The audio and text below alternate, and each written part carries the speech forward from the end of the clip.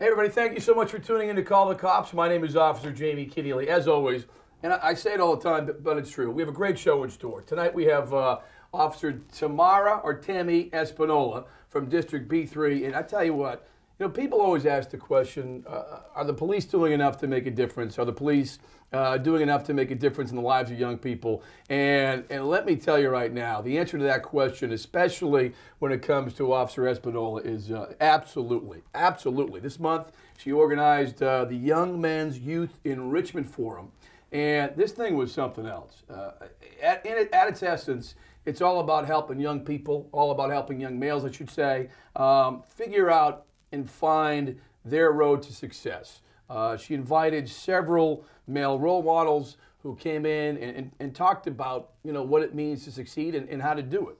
And it was a great program. So it is my pleasure to welcome in Officer Tammy Espinola to talk about the Young Men's Youth Enrichment Program. Yes. So far, so good? So far, so good. First things first, welcome to Call the Cops. Thank you. Pleasure. Glad I've to heard be nothing here. but great stuff about you and this program. So if you could, just tell, what is the program? Well, it's a youth enrichment forum, actually, where young men come together to hear from the men who have succeeded and make deposits into their life. The age is 13 to 22. I felt that was a good age to intervene in young men's lives. So basically, people have succeeded coming together to talk to kids about their stories and how they were able to get to where they are, kind of thing? Talk about their personal lives and their professional lives. So each presenter was selected based on their unique skill set and what they had to offer young men. There's so many pieces of it to like. I mean, Yes. it did a great job. There's no question about it. But the one thing that kind of jumps out to me, there were boxes seeking tie donations Yes. for ties throughout all the districts. There's a Dress for Success component to the forum. But tell me about why ties. Why was it important for you to get people to donate ties? Well, the tie symbolically represents a transition into manhood. So it's when a boy puts away the boyish things and goes into manhood. That theory's been adapted by many, including the Kappa Alpha fraternity, and that's their model as well. So it's more than just a tie. It's more than just a tie. Story behind the tie. It's the story behind the tie. So how many ties did you end up getting? We were able to raise 500 ties. Jim Stone donated 300 of them. Jim Stone? Yes. Who's Jim Stone? Jim Stone is, I believe he's working with the FBI, Community Service affiliation. And he donated 300 out of his personal collection? I believe he sought out donations from places like Boomerang and stuff like that. Yes. So you got 500. How many kids attended the forum? 64 young men. All right. So everybody got a tie. Everybody got a tie plus. Plus, right. Yes. I won't do the math because math isn't my strongest suit. But what was the reaction? Did the kids get it when you gave them the tie? Did they understand that this is about dressing for success? This is about transitioning to adulthood. Did they understand that subtle but powerful message? Yes, they got that inside of the Dress for Success workshop. Now, the model for the actual tie donation was tying our young men to success. Awesome. And when we got to the actual forum, the model changed to lobbying our young men to success because all of us, the presenters, the police, and everybody that pours into a young man's life, it's our job to lobby for them. Okay, so basically you're lobbying them, you're asking them, you're telling them, you're challenging them. What do you mean by lobbying them into success? Well, when you think about encouraging them to succeed? When you think about any type of legislature that you want passed or any type of thing that you want to go forward, you lobby it. You go down to the State House, you do what you need to do to make that thing happen. So whether it's a law or whatever it is. And so my thought process in that was that collectively, as a police organization, as a school department, as a health center, all of the people who were involved, we're lobbying collectively in the success of these young men. So you're selling kids on the merit of success. You're basically saying to them, "Hey, this is why you need to succeed, or why we want you to succeed." Kind of thing? Why you succeed, and then more importantly, each one of these presenters in workshop, the speaker, Judge Harris, everybody donated their time for free. Awesome. So that is a statement of lobbying, making a deposit in your time, in your profession, giving back to that next generation, and to their success, because everybody did it on their own time. So the Dress for Success was one piece of it. What were some of the other components to the youth enrichment? there were workshops. So each young man was to attend 2 workshops. Okay. One, there were 7 different workshop presenters. There was a probation component to it. There was a motivational speaker component to it. U.S. Marshal John Givens was there. He was talking to men about succeeding. You had Pastor Allen there, who was talking about curbing poverty.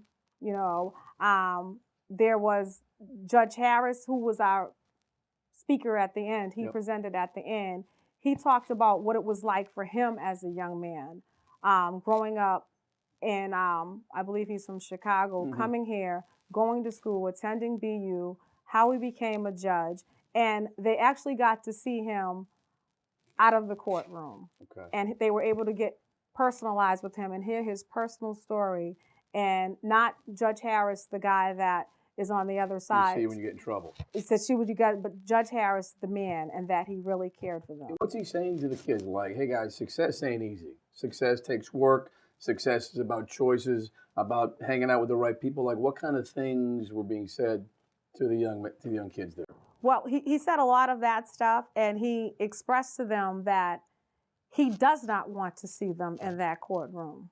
And that if by chance you do wind up in the courtroom, you can move past it.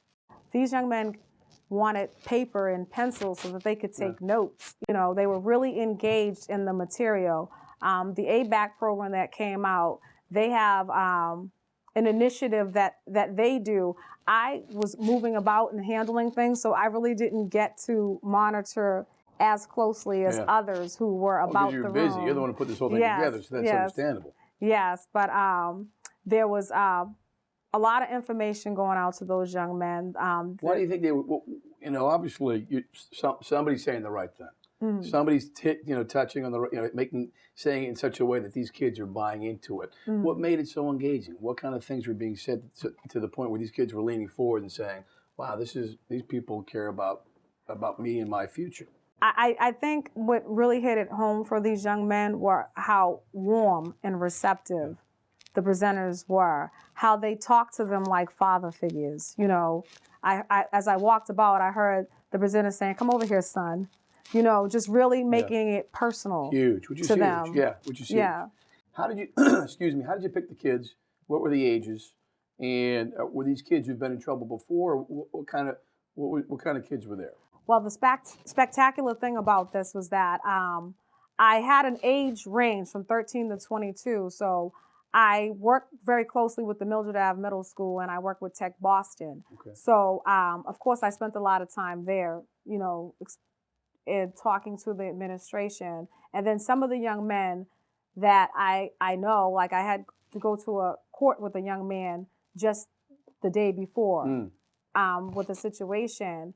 And he actually, and I told him, you know, I hope to see you at my enrichment, and he showed up. Yeah. And so a lot of it was just me being in the courts, talking to the young men in the juvenile session and the young adults in the adult male session, just being there, letting them know what it was all about. As we know, most children, if they see a flyer, it doesn't really appeal to them. They don't traditionally read it, you know, but just having somebody there to explain what was really going on was very helpful. And some of the young men that came, I did not know. So 13 to 22. Some kids, I guess, like you said the day before, you were in court with one kid. But like, where's the idea come from? Like, you're with these kids. Are kids saying to you, or are you asking the question, hey, you know, what is it you're not getting? What is it we need to do? Like, the idea to put this forum together, where'd that come from? What made you say, we can do more for these kids, we need to bring this thing together so we can help them along? What made you say there's a need for this? Well, I'm a single parent. I have 3 children, 2 of which are males. And raising a male child alone by yourself can be very difficult, especially for a single mom, without all of the support and resources. And even if you do have support and resources, it's just difficult thing. And so as I worked throughout the city in different areas, I've worked in South Boston, I've worked in Brighton, I've worked in Dorchester, I've worked in Roxbury, I've worked a lot of different places, and just encountering young men and seeing the need and the absences in the home, and just seeing that if they just had that, some place where they can go and speak to a bunch of people, just getting the services all in one place for them to actually tap into. So that's where my compassion came from. Just, over the years spent just seeing the young gunshot victims that rang, that's a painful piece for me. Every time I go to a call and there's a young boy that's shot or murdered, laying on the floor of the hospital with the mother, crying with her and sobbing because I can recall I went to a call in Seaver Street and Roxbury when I was working down there overnight, and it was the only call I got that night where an 8-year-old was shot. And I saw my son and that 8-year-old, and it pained me. And I just said, what can I do?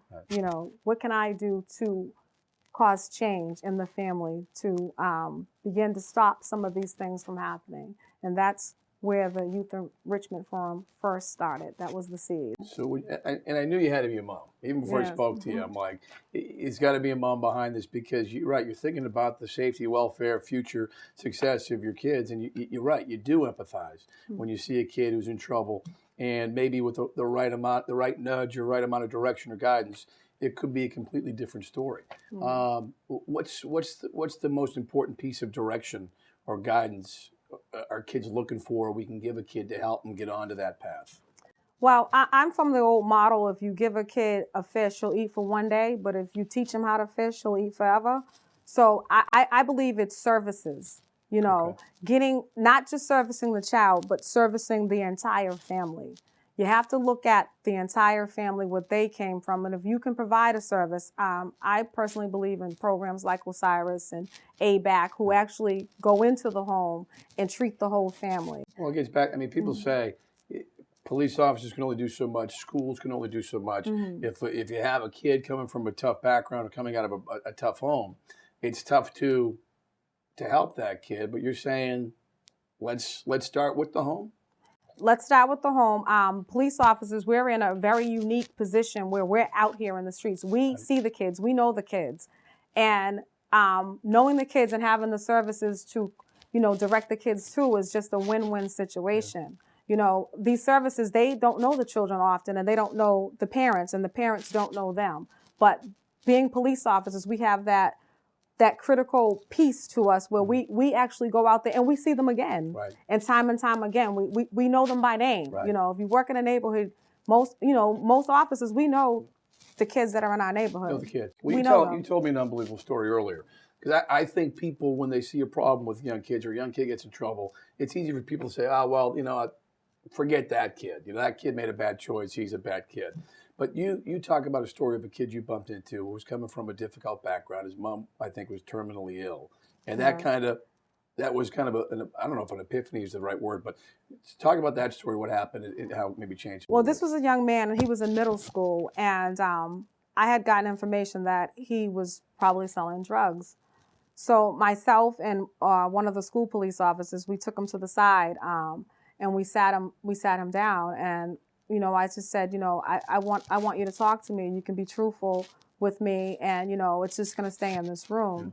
And I asked the young man had he been selling drugs, and he said yes. And so you asked him, and he said yeah. He said yes. That's huge.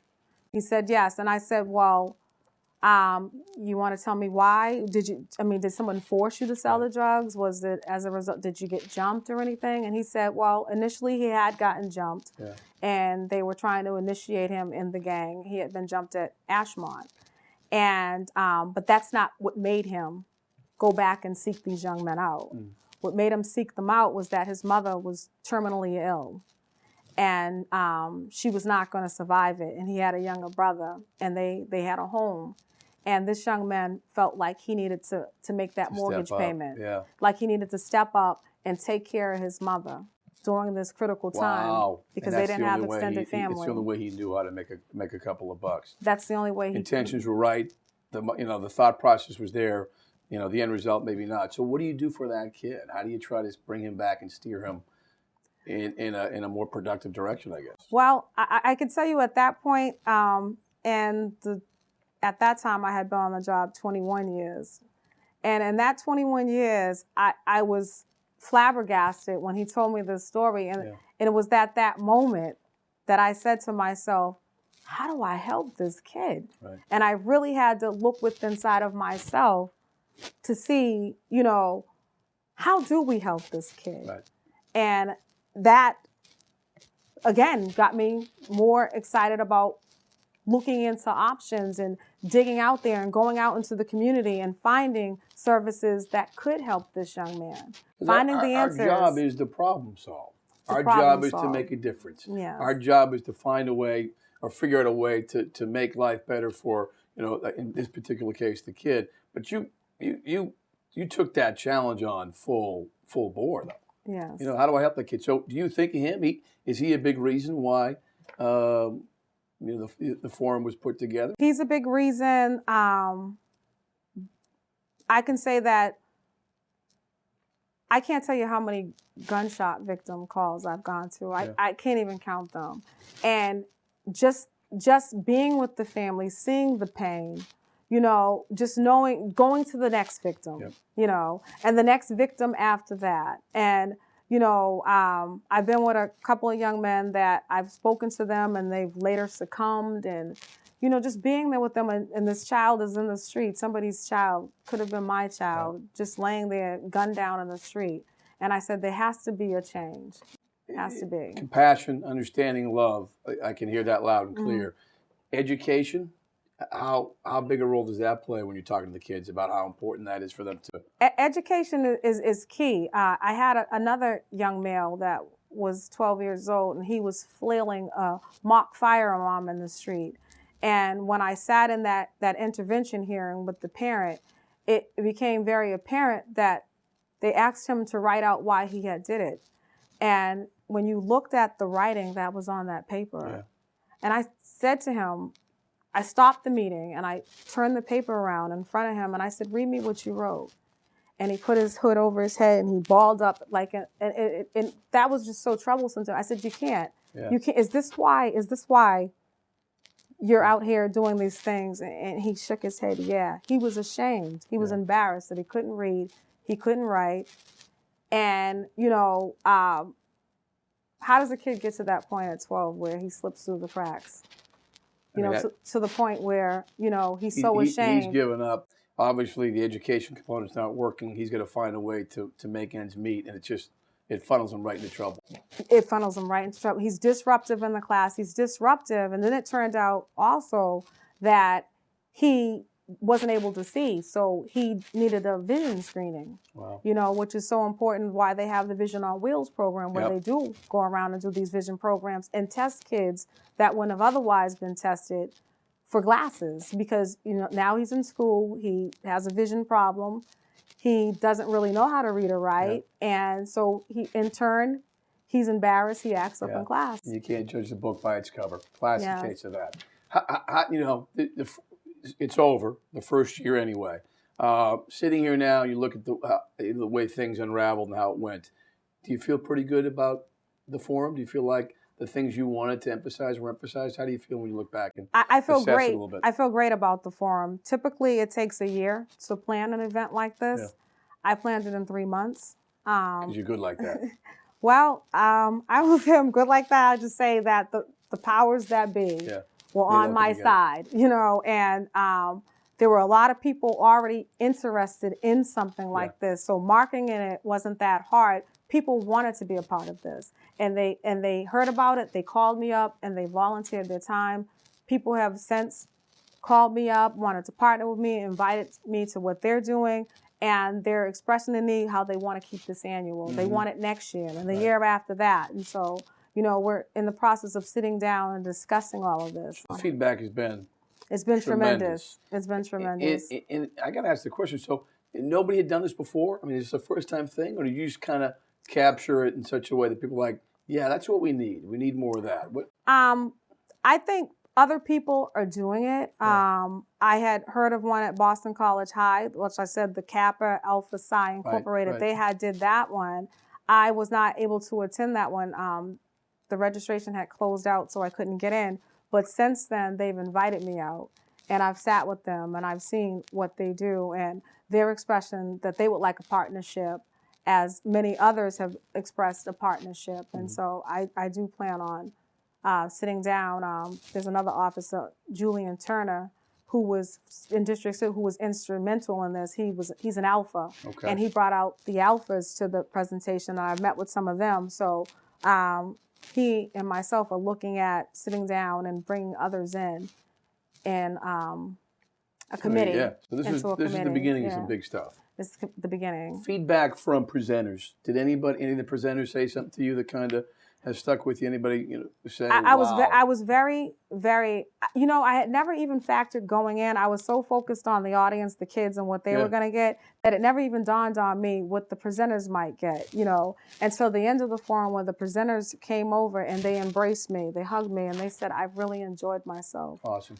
Thanks for having me out. Thanks for giving me a chance to make a difference." Thanks for giving me a chance. Now, kids, I mean, that's your ultimate test. It's great to have the presenters on board, but anything from a kid, anybody in particular, or was anything they did? I know you said they were wearing their ties after the fact. Yeah. Something that said to you, all right, this worked. Something. Yeah, I got the feedback that there were kids in school wearing that necktie that they got at the workshop. They were wearing that for at least a week.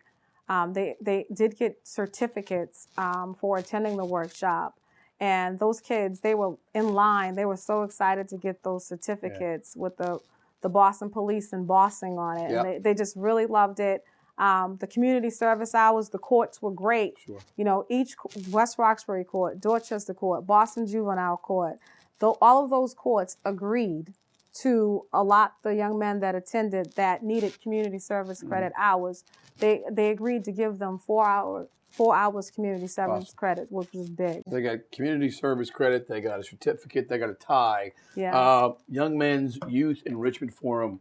I guess my final question. So what's the next step? I think it said you want to make sure this is an annual event. How's it shaping up for next year? It's looking good. We have to sit down at the table. We have to get interested parties at the table and decide collectively how we're going to move forward. I know there was some talk. I went out to the Vine Street and different community centers and was talking, and there was some concern that more young men would like to attend, but it was a matter of turf, going off turf. So those are some of the tweaking that needs to be done. Yes, just to see what would be a good location. Will we move it into a classroom setting? Will we keep it as an open forum? So. What do you think? And that's the last question before we say goodbye, because we could go on and on. But anyone in particular you want to say, hey, thanks for doing what you did? Yes, I like to thank all of the presenters. I like to thank Judge Harris. I like to thank the printing company. I like to thank, in particular, Captain Boyle, who believed in me. He'll allow me. Sometimes you get an idea and no one believes in it. And then they give you the opportunity to pursue the idea. And they never give you the opportunity. Sergeant Terigian. I have to say that the community service office in Beatty is fantastic. The captain is fantastic.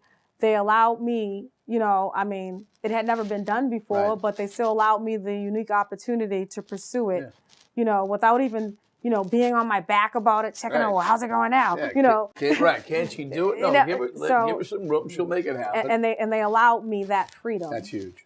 To get it done and believed in me and believed I could get it done. Awesome. So that all right, was it's good. the Young Men's Youth Enrichment Forum. Yes. We might work on the name, but I got to tell you, all thanks to you. Thank you. We could talk for another half hour easy, but it sounds like it was a great event. And seriously, kudos to you for putting together, coming up with the idea is one thing, but actually putting the time and the effort to make it happen. I mean, that's a credit to you. Yes. So, and I also wanted to just mention my 15-year-old son who did attend the workshop. And it, oftentimes young boys don't think the most of their mother. Right. She's just mom. Ma, leave me alone. But- Ma, I don't want to eat those, vegetables. Exactly. Whatever. But by the end of this forum, I've done a lot of I've gone bowling and all of these things, but at the end of this forum, he was actually bringing the young men that he had met there over and introducing them to me. This is my mother. This is my mother. mom. So That's he was proud. awesome. That was good. That's the real deal. Seal of approval. Yes. Yes. All right, Tammy, thank you so much. Absolute pleasure. We're going to Thank get you on you. again because there's a lot of stuff to discuss. And thank you for watching Call the Cops.